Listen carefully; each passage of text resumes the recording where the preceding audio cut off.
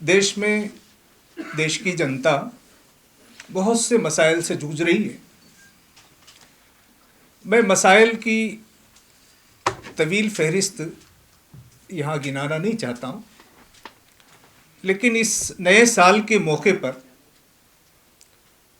हमारा ये मैसेज आपके ज़रिए से जाना चाहिए और देश की जनता को इस पर गौर करना है कि इस पूरे मसाइल की असल जड़ क्या है। तो नंबर एक जड़ मेरे नज़दीक ये है कि देश में इंटेलेक्चुअल क्राइसिस है। सही सोचना, सही समझना, सही बोलना, सही एनालिसिस करना, सही नुक्ते नज़र ये मौजूद नहीं है। उसकी जगह पर अंधभक्ति है, रूमर्स हैं, झूठ है, प्रोपेगेंडा है। इसने हमारे देश में बड़ा इंटेलेक्चुअल क्राइसिस पैदा कर दिया है। दूसरी चीज़ जो देश में जो मसाइल है उसमें नए साल के मौके पर यह सोचना चाहिए वो मोरल क्राइसिस है, जिसको हम अखलाकी बहरान कहते हैं। चाहे वो स्टूडेंट्स में हो या कैंपस में हो, चाहे वो बाज़ार में हो या मार्केट में हो, चाहे वो ब्यूरोक्रेट्स में हो या पॉलिटिशियंस में हो, चाहे वो जुडिशरी में हो, बड़ा मोरल क्राइसिस है, जिसके नतीजे में देश भर में हम कितना ही अच्छा भारत के लोगों के लिए प्रोग्राम बना लें, स्ट्रेटजी बना लें, प्लान बना लें, लेकिन वो स्ट्रेटजी, वो प्लान जो मोरल क्राइसिस की वजह से देश को ज़्यादा फायदा नहीं पहुंचा रही। तीसरा, इस नए साल के मौके पर हम शुभकामनाएं देते हुए ये बात की तरफ तवज्जो दिलाएंगे। तीसरा जो क्राइसिस है या जो प्रॉब्लम है वो इकोनॉमिकल है, इकोनॉमी का है। इस मौके पर यह सोचना चाहिए कि देश में 1% लोगों के पास देश की 40% दौलत है। देश के 10% लोगों के पास देश की 66% दौलत है और देश के 50% लोगों के पास सिर्फ 6% दौलत है। तरक्की हो रही है, हम आगे बढ़ रहे हैं, लेकिन ये जो डायमेंशन है इस पर सोचना चाहिए। तो ये जितने जो मसाइल हैं, इंटेलेक्चुअल क्राइसिस की वजह से क्या हुआ कि कॉन्स्टिट्यूशनल वैल्यूज नीचे चले गए और रीजनलिज्म, रेसिज्म, सीडो नेशनलिज्म ये चीज़ें उभर गई, जिसका चीज़ें हम देख रहे हैं। तो इन दिनों जो मुसलमानों पे जो जुल्म हुआ या दलितों पे हुआ, आदिवासियों पे हुआ, लेकिन इस साल के ख़त्म पे 2025 में दिसंबर के आखिरी महीने में जो क्रिश्चियन भाइयों के साथ जुल्म हुआ, उनको प्रेयर करने की आज़ादी नहीं मिली, उनके बरियल के इश्यूज को डिस्टर्ब कर दिया गया, उनके वो सांता जो पहनते वो पहनने पर उनका मजाक उड़ाया गया, उसको रोक दिया गया। तो इससे पहले तो मुसलमानों के साथ ये सिलसिला चल रहा है, अब भी जारी। जो कश्मीरी लड़के यहाँ आके मार्केट करते हैं, उनका आना उनके लिए मसला बन गया। हम चाहते हैं कि कश्मीर को हमारे साथ करें, कश्मीर की आवाम को हमारे साथ करें, लेकिन अगर कश्मीर के बच्चे यहाँ नहीं पढ़ सकते, कश्मीर के लोग यहाँ बिजनेस नहीं कर सकते हैं, तो हम कश्मीरियों को हमारे साथ कैसे कर सकते हैं। तो इस नए साल के मौके पर अब जो सर्दी का मसला भी आ गया, जो हमारे आज के प्रेस नोट में है, जमात इस्लामी हिंद ख़ास तौर पे नॉर्थ ईस्ट में और नॉर्थ इंडिया में सर्दी के इस मसले से निपटने के लिए जमात अपनी तरफ से भी, अपने अलाइड ऑर्गेनाइजेशन की तरफ से भी जितना मुमकिन है ब्लैंकेट्स की तकसीम का काम करती है और हम उनके साथ उनके उस दुख में, दर्द में शरीक होने की कोशिश करते हैं। लेकिन जाहिर है कि जमात इस्लामी एक बहुत छोटी ऑर्गेनाइजेशन है, देश भर में और भी NGOs काम करती हैं, लेकिन इन लोगों को जो लेबर हैं, जो होमलेस हैं, जो वेंडर्स हैं, जो स्ट्रीट चिल्ड्रन हैं, इन सब के लिए, और जो मेकशिफ्ट चीज़ों में रहते हैं, उन सब के लिए सर्दी, एक सख्त सर्दी, जानलेवा सर्दी एक बड़ा मसला है। तो हम देश की जनता से भी ये चाहते हैं, देश के दूसरे लोगों से भी चाहते हैं कि सर्दी के इस जानलेवा मौसम में उनकी मदद के लिए हम आगे आएँ, ताकि हम इंसानों के अंदर रहम, हमदर्दी और बिला लिहाज मजहब व मिल्लत, जमात का ये भी जो प्रोजेक्ट है ब्लैंकेट की डिस्ट्रीब्यूशन का, बिला लिहाज मजहब व मिल्लत इंसानी हमदर्दी का इजहार है। हम हुकूमत से भी चाहते हैं कि वो इस मामले को ले और इंसानी जानों का तहफ़्फ़ुज़ करे। तो ये 3 बातें थी कि देश में जो कुछ इशूज़ हैं उसकी असल सबब इंटेलेक्चुअल क्राइसिस है, मॉरल क्राइसिस है, इकोनॉमिकल क्राइसिस है। तो आने वाले साल को 2026 को हमको year of justice, peace, unity and inclusive sustainable development for all, इस हैसियत से हासिल करने की कोशिश करना चाहिए। ये जमात का अपने बारे में यकीन है कि कोई कोशिश करेगी, लेकिन हम चाहते हैं कि देश की जनता हमारे साथ हो, हम सब मिलकर कोशिश करें कि आने वाले 2026 को हम सबके लिए एक मोहब्बत का, तरक्की का, अमन का, इंसाफ का साल बना सके। साल 2026 की शुरुआत पर हम आप सबको शुभकामनाएं भी देते हैं और पूरे मुल्क के लिए भी हम दुआ करते हैं कि ये साल हमारे मुल्क के लिए एक अच्छा और बेहतर साल साबित हो। आज की इस प्रेस कॉन्फ्रेंस में हमने जिन 3 इश्यूज को लिया है, उसमें पहला इशू यही है कि साल 2026 की शुरुआत पर हम देश की जनता और सरकार को आपके माध्यम से जो संदेश देना चाहते हैं उसको हमने यहाँ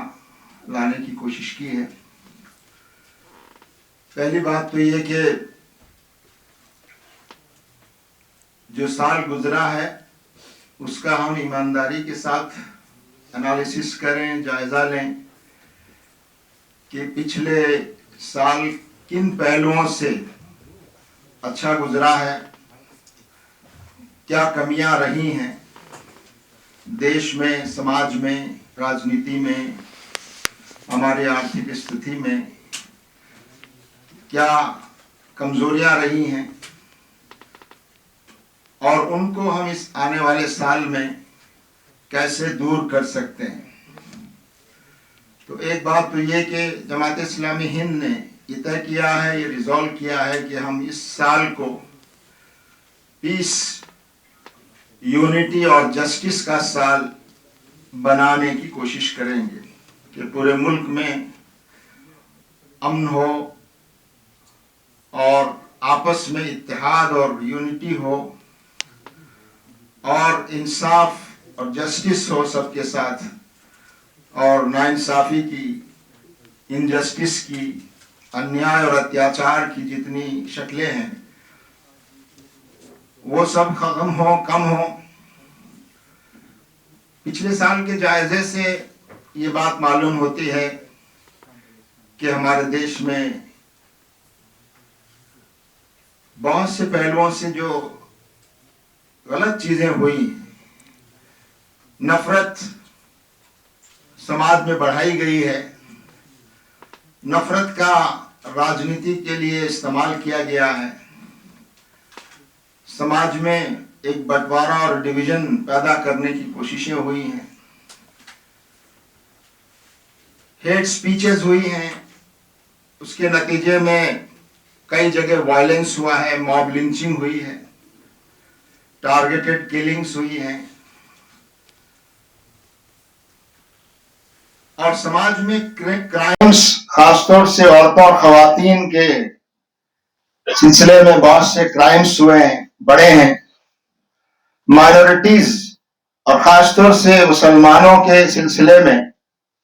ये बात सामने आई है कि उन पर जो ज्यादतियां और मजहबी आजादी को तंग करने की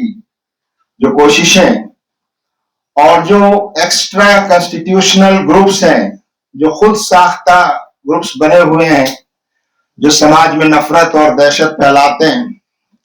उनके जरिए से जिस तरह के वाकयात वायलेंस के और हिंसा के और मॉब लिंचिंग के हुए हैं, और उससे ज्यादा खतरनाक और अफसोसनाक बात यह कि ऐसे एलिमेंट्स को, ऐसे तत्वों को सजा मिलने के बजाय उनको प्रोटेक्शन और पैटर्नाइजेशन उनको हासिल होता है, उनको कानून से एक किस्म की इम्यूनिटी मिल जाती है और उनके हौसले बढ़ते हैं। ये हमारे लिए, इस देश के लिए बहुत ही चिंता की बात है। हम ये भी महसूस करते हैं कि इस साल अमीरी और गरीब के दरमियान जो खाई है वो और ज्यादा बड़ी है, और इस खाई को आने वाले साल में कम होना चाहिए। हमारे मुल्क की जो डेमोक्रेटिक इंस्टीट्यूशंस हैं और हमारे मुल्क का जो जमहूरी माहौल है वो बहुत कमज़ोर हुआ है। उसको बचाने की और मजबूत करने की इस आने वाले साल में हमको कोशिश करनी चाहिए। इसी तरह से आदिवासियों और दलितों पर भी अन्याय और अत्याचार के मामला बढ़े हैं। स्टेट की तरफ से एक्सट्रीमिज्म को रोकने के नाम पर जिस तरह बेगुनाह लोगों को मारा गया, उन पर हमले किए गए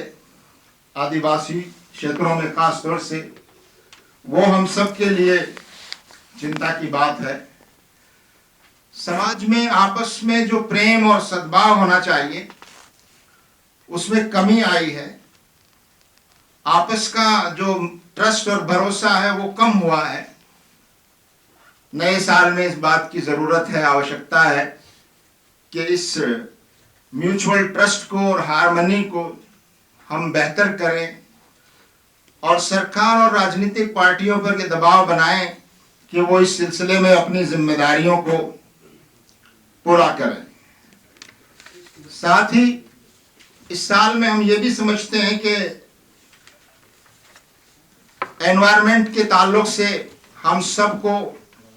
हमारे नागरिकों को भी और सरकारों को भी बहुत सेंसिटिव होने की ज़रूरत है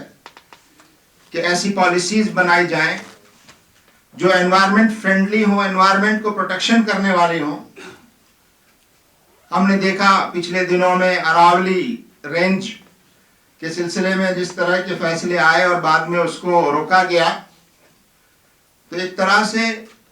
जो माइनिंग माफियाज हैं उनको फायदा पहुंचाने के लिए नेचुरल रिसोर्सेज को दांव पर लगाने की कोशिश हुई। आने वाला साल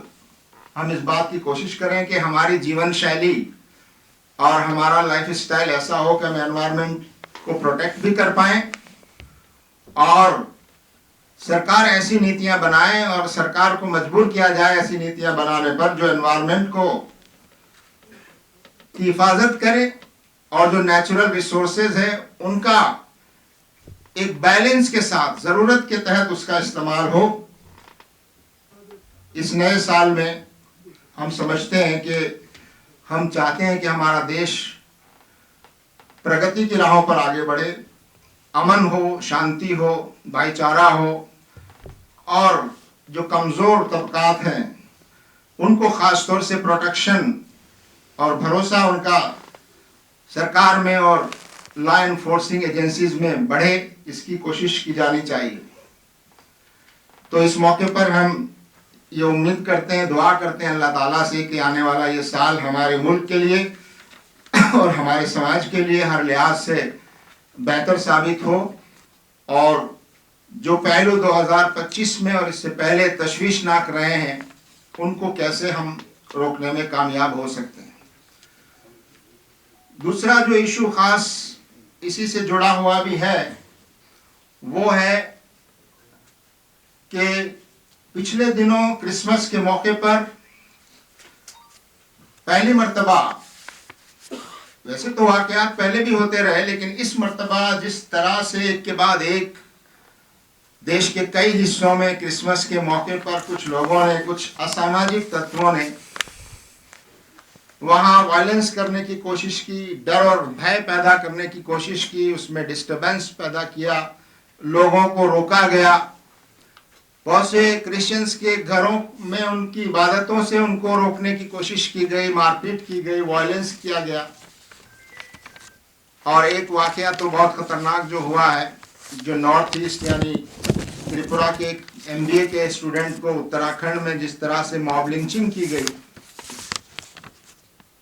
और जिस तरह नॉर्थ ईस्ट लोग के रीजन के लोगों के खिलाफ जो नफरत और घृणा का माहौल पैदा करने की कोशिश, और ईसाई कम्युनिटी पर जिस तरह के हमले हुए हैं, मुसलमानों पर तो पहले होते ही रहे, लेकिन इस मर्तबा क्रिसमस के मौके पर खास तौर से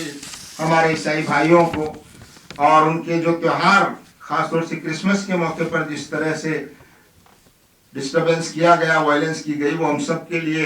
बहुत तशवीशनाक है। जमात इस्लामी हिंद ये मुतालबा करती है, डिमांड करती है कि ऐसे कानून बनने चाहिए कि जो रीजन के बुनियाद पर डिस्क्रिमिनेशन और रीजन की बुनियाद पर नफरत फैलाने और कम्युनिटी और रिलीजन के बुनियाद पर नफरत फैलाने की जो लोग कोशिश करते हैं, उनके लिए खास कानून बनाया जाए ताकि ऐसे लोगों के खिलाफ सख्त से सख्त कार्रवाई हो सके।